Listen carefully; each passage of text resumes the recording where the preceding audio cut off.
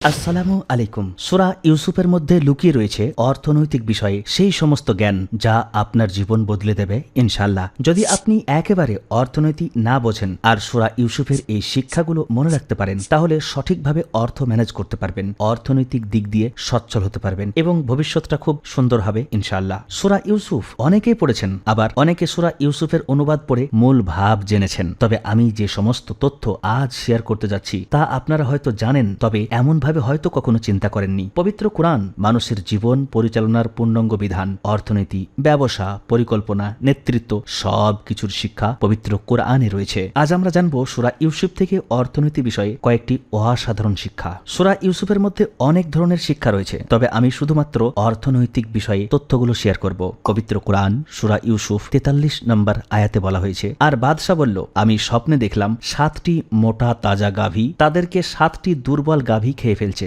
এবং দেখলাম 7টি সবুজ শীষ ও অপর 7টি শুষ্ক।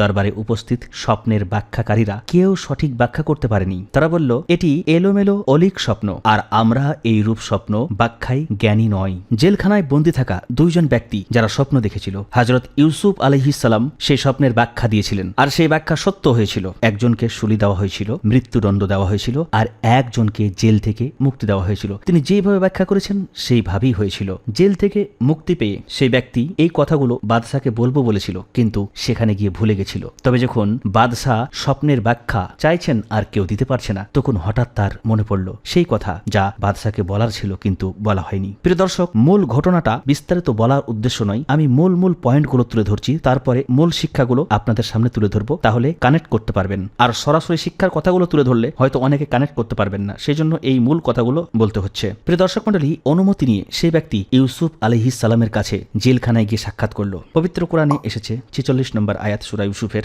সে গিয়ে বলল, হে ইউসুফ, হে সত্যবাদী, আপনি আমাদের ব্যাখ্যা দিন 7টি মোটা তাজা গাভী সম্বন্ধে, যাদের খাচ্ছে 7টি ক্ষীণকায় গাভী, এবং 7টি সবুজ শীষ ও অপর 7টি শুষ্ক শীষ সম্পর্কে, যাতে আমি লোকদের কাছে ফিরে যেতে পারি, যেন তারা জানতে পারে। এরপর কয়েকটি আয়াতের মূল ভাব তুলে ধরছি খুব সহজভাবে। হযরত ইউসুফ আলাইহিস সালাম স্বপ্নের ব্যাখ্যা দেন।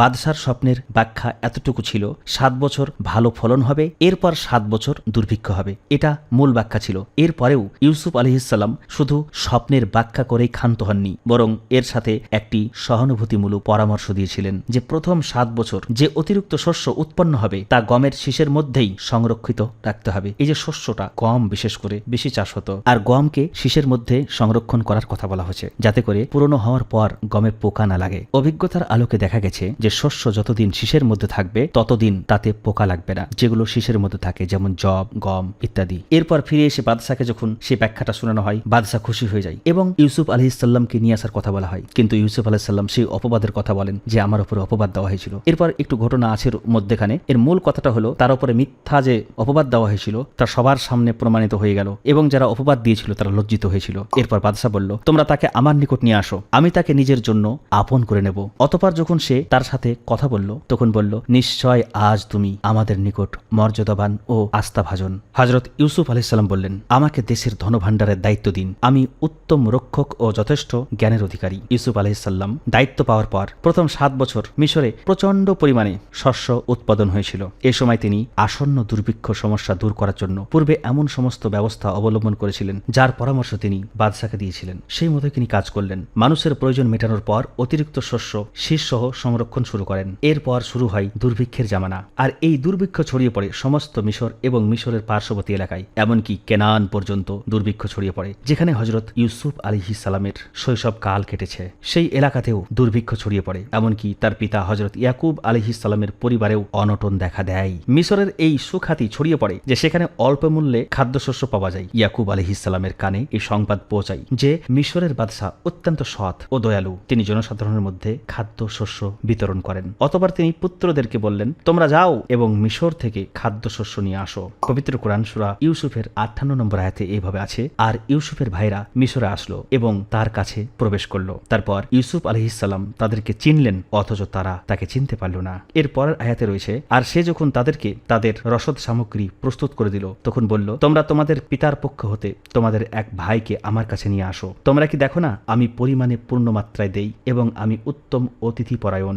ভাইদের কাছে সব বিবরণ জানার পর তার মনে এইরূপ আশঙ্কা উদিত হওয়া স্বাভাবিক। হযরত ইউসুফ আলাইহিসসালাম চেয়েছিলেন যে পরবর্তী সময়ে যেন তার ভাইকে নিয়ে আসা হয়, বানি ইয়ামিনকে, এবং বলে দেওয়া হয় যদি পরবর্তী সময়ে তোমরা তাকে না নিয়ে এসো তাহলে তোমাদেরকে খাদ্যশস্য দেব না, কেননা আমি মনে করব যে তোমরা আমার সাথে মিথ্যা বলেছ, এভাবে তোমরা আমার কাছে আসবে না, তাকে না নিয়ে কোনোভাবে আসবে না। এরপর একটা পরিকল্পনা করলেন। তারা খাদ্যশস্যের মূল্য বাবদ যে নগদ অর্থকড়ি কিংবা অলংকার জমা দিয়েছিল সেগুলো গোপনে তাদের আসবাবপত্রের মধ্যে রেখে দেওয়ার জন্য কর্মচারীদেরকে আদেশ দিলেন, যাতে বাড়ি পৌঁছে তারা দেখতে পায় তাদের নগদ অর্থ তাদের কাছে আছে, আর যখন তারা পাবে তখন যেন পুনরায় আবার এখানে ফিরে আসে। মোট কথা ইউসুফ আলাইহিস সালাম কর্তৃত্ব এসব ব্যবস্থা সম্পন্ন করার কারণ ছিল এই যে ভবিষ্যতেও ভাইদের আগমন যেন অব্যাহত থাকে এবং ছোট ভাইয়ের সাথেও তার সাক্ষাৎ ঘটার সুযোগ হয়। আর ছোট ভাই ছিলেন তার সহোদর ভাই। সূরা ইউসুফের 62 নম্বর আয়াতে এইভাবে আছে, আর সে তার যুবক কর্মচারীদের বলল, তাদের পণ্যমূল্য তাদের মালপত্রের মধ্যে রেখে দাও, যাতে পরিবারের নিকট ফিরে গিয়ে তারা তা চিনতে পারে। আশা করি তারা ফিরে আসবে। এরপর তারা ফিরে আসেন।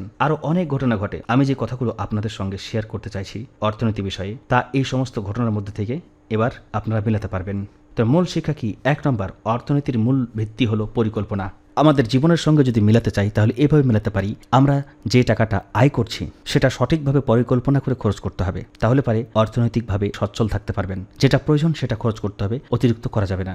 অর্থনীতির মূল ভিত্তি হলো পরিকল্পনা। সঠিক পরিকল্পনা না থাকলে যতই আয় করেন সেটা আপনি রাখতে পারবেন না, আর পরিকল্পনা ঠিক থাকলে অল্প আয়েও আপনি ভালো কিছু করতে পারবেন। 2 নম্বর, যখন আয় বেশি হবে তখন সব খরচ করা যাবে না, ভবিষ্যতের জন্য সঞ্চয় করতে হবে।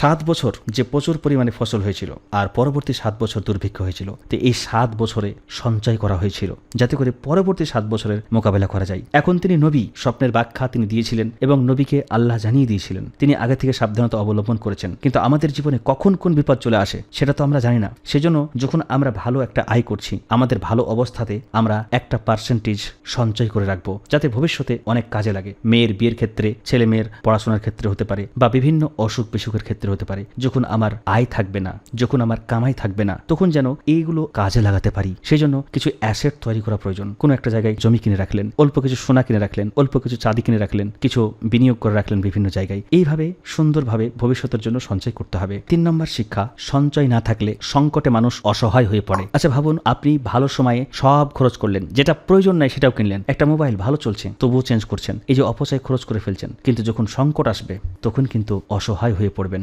আমাদের জন্য শিক্ষা হলো জরুরি তহবিল রাখুন, ব্যবসায় রিজার্ভ ফান্ড রাখুন, সব লাভ একসাথে খরচ করবেন না, কারণ সঞ্চয় করে না রাখতে পারলে ভবিষ্যতে আপনি অসহায় হয়ে যাবেন। তখন মানুষ আপনাকে দূর দূর করে দেবে, তখন 100 টাকা চাইলেও মানুষ দিতে চাইবে না। বুঝতে পারছেন পরিস্থিতি কি? তো এই শিক্ষাটা আমাদেরকে নিতে হবে যে সঞ্চয় করতে হবে, না হলে ভবিষ্যতে কিন্তু কষ্ট হতে পারে। অনেকে বলবে রিজিকের মালিক আল্লাহ, এত চিন্তা কিসের? আল্লাহ তাআলা সব কিছুর মালিক, আল্লাহ আমাদেরকে দিবেন। তো যে যেমন পরিশ্রম করবে সে তেমন পাবে। আপনি কিছুই করলেন না, আপনি হঠাৎ মারা গেলেন, পরিবারের মানুষরা তো রাস্তায় চলে আসবে। রিজিক তো আল্লাহ অবশ্যই তাদেরকেও দিবেন, আল্লাহ সকলকে রিজিক দেন, কিন্তু আপনার যে দায়িত্ব সেটা তো পূর্ণ করলেন না। একজন ছেলে যদি বাবা মাকে বাড়ি থেকে বের করে দেয়, তাহলে কি বাবা মা রিজিক পাবে না? মানুষের দ্বারে দ্বারে গিয়েও তো দুটো খেতে পাবে, তাই না? কিন্তু ছেলের যে দায়িত্ব সে তো পালন করলো না, সে তো বড় গুনাহগার হয়ে গেল। তাহলে আপনি পরিবারের একজন সদস্য, একজন অভিভাবক হিসাবে আপনার দায়িত্ব পালন করলেন না। আপনি ছেড়ে দিচ্ছেন এই জন্য যে আল্লাহ রিজিক দেবেন। আল্লাহ তো রিজিক সকলকে দেন, আল্লাহ যে আপনাকে দায়িত্ব দিয়েছে, আপনি কি দায়িত্ব পালন করলেন? সেজন্য এটা বাহানা দিয়ে নিজের দায়িত্ব থেকে দূরে সরবেন না। 4 নম্বর, ভালো সময়ে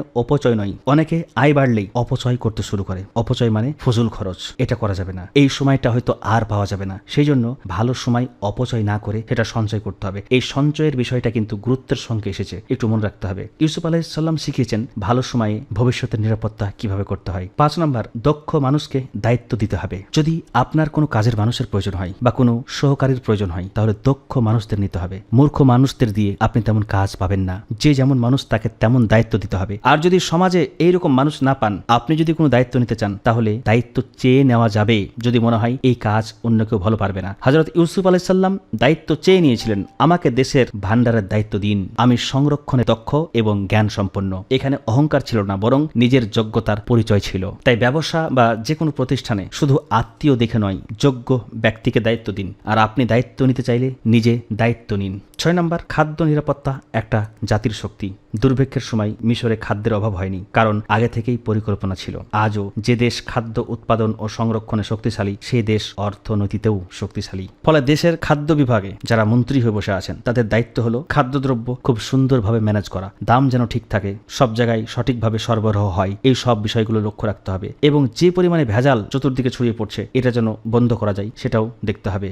7 নম্বর, সংকটেও সততা বজায় রাখতে হবে। ইউসুফ আলাইহিসসালাম দুর্ভিক্ষের সময় মানুষের অভাবকে পুঁজি করে প্রতারণা করেননি। তিনি ন্যায় বিচারের সঙ্গে খাদ্য বিতরণ করেছেন। হঠাৎ করে দাম বাড়িয়ে দিয়েছেন মানুষ আর পায়নি এইরকম কিন্তু নয়, তিনি খুব সুন্দরভাবে ম্যানেজ করেছেন যাতে করে সকলে উপকৃত হতে পারে। কিন্তু আমরা কি দেখি, যখন কোনো জিনিসের অভাব দেখা দেয় আর সেই জিনিস যদি কোনো মানুষের কাছে বেশি থাকে তাহলে অনেক বেশি দাম বাড়িয়ে দেয় বা গোডাউন জাত করে বেশি দামে বিক্রি করে, যেটাকে কালোবাজারি বলি। এটা কিন্তু করা যাবে না। সর্বদাই সততা বজায় রাখতে হবে। প্রত্যেকটা ব্যবসায়ীর জন্য শিক্ষা হলো কৃত্রিম সংকট সৃষ্টি করবেন না, অতিরিক্ত দাম বাড়াবেন না, মানুষের বিপদকে ব্যবসার সুযোগ বানাবেন না। ভালো সময়ে হোক বা বিপদের সময় হোক মানুষের সঙ্গে সুন্দর ব্যবহার রাখবেন। এই মানুষগুলো চিরজীবন গ্রাহক হয়ে থাকবে, আপনাকে ভালোবাসবে। 8 নম্বর, অর্থনীতি শুধু টাকা নয়, আমানত। রাষ্ট্রীয় সম্পদকে ইউসুফ আলাইহিস সালাম নিজের সম্পদ মনে করেননি, তিনি ছিলেন একজন বিশ্বাস্ত আমানতদার। আজ সরকারি কর্মকর্তা, ব্যবসায়ী এবং প্রতিষ্ঠানের পরিচালকদের জন্য এটি বড় শিক্ষা। বিশেষ করে যারা দায়িত্বে রয়েছেন তারা একটু সুযোগ পেলে আমানতের খেয়ানত করে বসে।